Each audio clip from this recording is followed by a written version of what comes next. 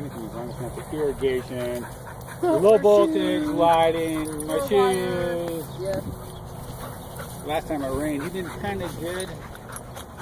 And yet, I know I was in trouble because there's no muddy places in my backyard even when it rains. It's like 6:15 in the morning, he comes down and then hops up in the bed, and I'm like, oh, it's kind of frustrating, you know, looking at me and stuff. And then they started to wake up, I realized his paws are all covered in mud, and there's mud all over me, there's mud all over the bed. You're like, oh, okay. And he dug down in the rain and got like one of the sprinkler mains, but he removed the low voltage lighting to like get to it. And so that hits the irrigation main line, and it filled up the, the hole with water, and he just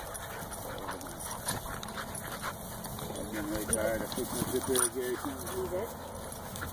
I think it's like he's good about not doing stuff that he couldn't like doing shoulders along the wall or shoes or anything like that. Well, we're going to remove the carpeting in the bedroom at the same time.